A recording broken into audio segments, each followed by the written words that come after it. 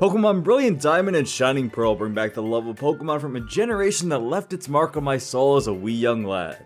Seeing these nostalgic Pokemon reimagined into the game as I play through it with each individual chibi step makes it feel like these games are new to me and brings back the excitement without waiting day after day for it to be released of a new Generation 4 game being out there right now. While I have visited the 4th generation in 2017 with my top 10 favorite Gen 4 Pokemon, I wanted to remake that video without rewatching that video and only going through my memories of Generation 4 of who stood out to me the most to be not only one of my favorites, but also the best Pokemon in the newly released remakes. We'll see just how many made it through the test of time, as the new Pokemon I picked for this type of list may not follow the exact same order or even the same Pokemon as the last time, and my memories, as my memories from 4 years ago have faded away. Oh, so far away. Let's see just who are the top 10 best new Pokemon picks for Pokemon Brilliant Diamond and Shining Pearl.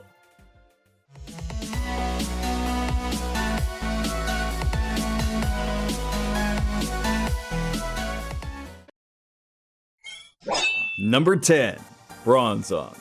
With the many experimental Pokemon that came along the way in every generation and stopped the science community in its tracks to try and figure what Game Freak was going for, Bronzong had the perfect combination of Psychic and Steel to make a technologically based Pokemon that doesn't feel out of place. It's in a great style that blends in well with the rest of the Generation 4 Pokemon. It reminds me of one of my favorite things, a computer. Because without my computer, or a computer in general, along with the internet and Wi-Fi waves that match the look of a Psychic attack, I couldn't make these videos for you all. This technology-based Pokemon is a great addition to your team that has a lot of uses with its defensive capabilities and one of those hidden bosses in the generation that allows you to have a different pick from the rest of your friends, as not too many people use it as frequently. Number 9. Togepi. While this pick has no bias towards my youth as a young Pokemon trainer, watching the anime to study the specifics of Pokemon in the prime and most optimized way to learn battling by watching the anime and taking into account Ash's battle strategies, and seeing Misty's signature Togepi at all times as a result, Togepi did manage to bring in such a great final evolution to the long line from a baby to a full-on yet still grown-up cute final evolution that it had to make this list. The change from normal type to fairy type was quite nice, as it does have that magical charm to its angelic-like look, and with the amount of times I could use moves like Air Slash with its ability Serene Grace to flinch lock my friends, it was one of my first picks to throw onto my competitive team. It was nice to see the little Togepi, still stuck in its shell, cooked to about over medium at best, scrambling its way from the 2nd generation all the way to the 4th, to be a pick for one of the many new generation evolutions that Generation 4 brought in. With the fact that there are so many new evolutions, the fact that Togekiss even makes it onto this list as one of the best Pokemon to play around with in Brilliant Diamond and Shining Pearl truly makes it a Pokemon that'll stand against the test of time. Especially with it being another Pokemon that was kept in someone's arms instead of their balls, just like Pikachu. Number 8. Torterra. While the choice of a grass starter was me being a hipster in the younger days of YouTube, as no one will pick the grass starter, and I want all the starter Pokemon to feel special, except for Delphox, Torterra was also the first Pokemon I chose to pick when I got the games for the first time before I even created any videos about it. Turtwig just seemed like this cute, squishy turtle to me, and my heart as an underage child just wanted to poke its cheeks. Not sure why I gravitated towards Turtwig when I had no idea what any of the evolutions were, and I usually picked the fire starter, but for some reason the little guy stood out to me. Eventually I saw it evolve into this giant island turtle that stays on its 4 feet and learns Earthquake. This was back in the day when I would have to say I'm going to bed, but stay up for 18 hours under a blanket trying to get to the end in one day. Those are some good times. Ever since that day, the 2 little leaves on Turtwig's head evolving into a grass ground type that carried me through the Elite Four with about 1.5 moves or so, gave me quite a few fond memories to look back on, and was the one Pokemon I picked for my Let's Play of a main Pokemon game that was in line with what I picked when I originally played the games. Did any of you really think I picked Chikorita in Heart Gold and Soul Silver? Nope. Number 7. It's no surprise that many different new evolutions added onto past Pokemon would make it onto a list of who are the best Pokemon in Brilliant Diamond and Shining Pearl, as it managed to bring a lot of the old nostalgic folks back from their earlier generations with a new look and ability to use a touchscreen cell phone without more than just one index finger on their dominant hand. Weavile and Frostlass were in competition for this spot as well, as they would likely be in a similar regard to this one Pokemon. However, Dusknoir managed to hit the stage with a spotlight that shined bright like a diamond. The gold lace around its body and the daunting look it gave off was the perfect addition to this line of pure ghost. It didn't need to be too much of a show-off, yet it still felt like the hidden boss is a high contender to represent ghosts. But seeing Dustclops evolve along with the color choices and its tankier nuanced kit of moves made it an interesting one to battle with. Its design and the change from the 3rd gen style to the 4th gen style really blended in well and is one of the best Pokemon I go to when describing good, later generation evolutions. Number 6. Staraptor. Okay, to be fair, you always need a flying type that learns fly, and while I've mentioned close combat being on this Pokemon as being one of the most mind-blowing things to me as a child, which I'm sure would be the same for anyone playing the 4th generation for the first time in these Diamond and Pearl remakes, it covered a lot of options needed to get through the game. The original 4th gen needed you to have fly on it, but even without that necessity, the design itself of Staraptor brought in something to compete with the ever-so-loved Pidgeot. Its fiercer look and intimidating presence as it grew from a bulb of a bird to a returning customer of Hot Topic really made the Mohawked bird a force to be reckoned with and one that would honor your team and be pretty hard to pass up when encountering a Starly early on in these new remakes. Number 5. Gliscor. While this may or may not be the last new evolution to an olden day Pokemon, it still remains as one of the best for multiple reasons. Gligar was one of those really cute looking prankster Pokemon like Impmon, where it looked to poke around and have fun with wandering trainers with its little scheming eyes and prankster ways. Similar to how Ash is Mankey and Aipom with Seal's hat. This small little vampiric creature turning into a full-on powerful ground flying type made the little scorpion grow into a truly fulfilled Pokemon that didn't even need a 3rd stage to finalize its transformation. This is another example many newcomers and old players may look at when playing through the remakes that really shows the random little one-off Pokemon that still remain evolutionless throughout each generation can be later turned into something even more magnificent, even when their original non-evolving selves may look good as they are.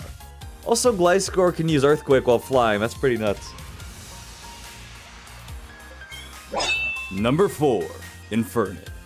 While I did say I was privy towards getting grass starters in my playthrough for reasons that were hipster, I was always a fire starter trainer at heart.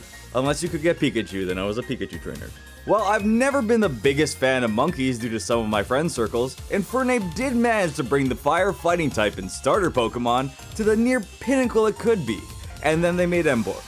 You got to the peak and you thought you could climb higher, and yet you fell off Everest.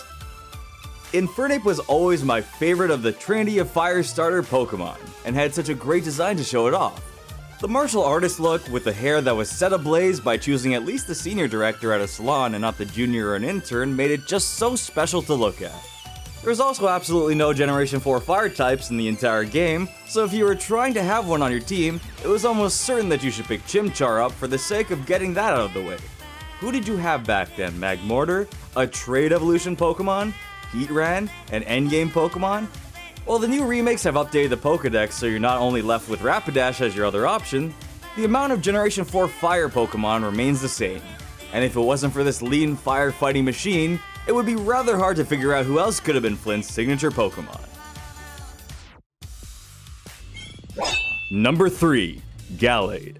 While I do love Lucario, and it's said that Gliscor may be the last new evolution to previous Pokemon, this one branched off psychic fighting type known as Gallade had to jump in as being one of the best Generation 4 Pokemon for me in Brilliant Diamond and Shining Pearl. Lucario is a pick, it definitely is somewhere in this list, in spirit, probably in the last list, I don't know, I didn't rewatch it, but I had to go with Gallade as it is someone similar, but didn't get the love it deserved until Omega Ruby and Alpha Sapphire. And those were remakes too, so that fits into the topic. Over time, the love for putting Lucario onto another best list sort of faded with how constantly mentioned it is. Just look at that, there's 3 in this one thumbnail. Oh, that's mine. Lucario's still a great Pokemon, definitely one everyone is fiending to get in the new remakes, but I want to really highlight how amazing Gallade is. It was an unexpected Pokemon to see, as you thought that might be it for the Ralts evolution line, but then it branched out to a physical Psychic type fighter. It did stay a bit in the shadows behind the other popular Steel fighting type, but still managed to bring about a lot of memorable scenes and one incredibly sick Mega Evolution. While picking this Pokemon has nothing to do with its Mega Evolution, Gallade itself was someone to be remembered and fought for to be brought onto your team. While it's old news now, Generation 4 was the generation that introduced physical and special moves being dependent on the moves rather than the type. Getting to use things like Psycho Cut and, well, I was really the only one until Platinum let it use Zen Headbutt, was a treat. It did still remain a little overshadowed, as I'm sure I picked Lucario in my last list, but it still left its mark and would definitely be one of my, and the, best picks for the Diamond and Pearl remakes. Number 2. Garchomp. Look, it had to make it near the top. The small spot that Givel was hidden in, to its full evolution being the champion's signature Pokemon, made this ground dragon come bursting in as one of the biggest powerhouse dragons to entice everyone to search on YouTube how to find a Gible. I'm sure that'll happen again to all the wonderful new players joining the Pokemon community to experience Generation 4 through the remakes for the first time. But that small hidden cave, stashed away under the bridge with a little bit of trekking through it to get to the right spot to find that little blue plum of a dragon and train it to its land shark looking behemoth self, is something that needs to be experienced by everyone. Even old-time Pokemon players getting to relive that in this remade game will be something to truly bring a smile on their face when they get themselves a Garchomp to go head-to-head against one of its main trainers, Champion Cynthia.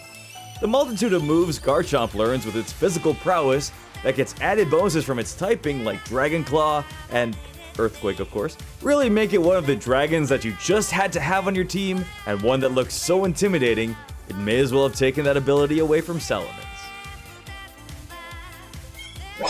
Number 1.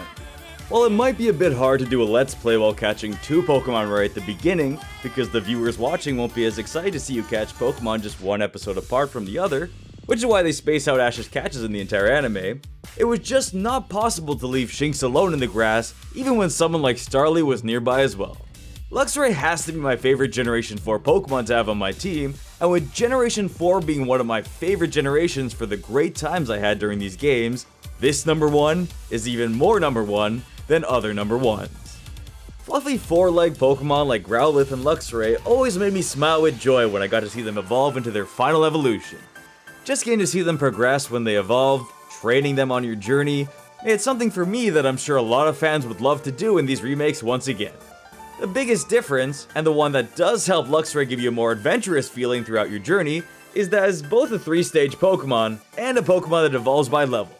A great part of the games was not knowing which level a Pokemon would evolve at. As it is the remakes, however, there might be only a small demographic of people that get to surprisingly see it evolve, but with each battle, getting to witness the small cute Shinx gain experience to level up, as opposed to using a stone or trading it, and seeing it turn into Luxio right after a battle, and gazing at the should-have-been Dark Electric, wondrous line and its polished design, is something I hope a lot of people get to experience, or at least remember their experience from the first time it happened.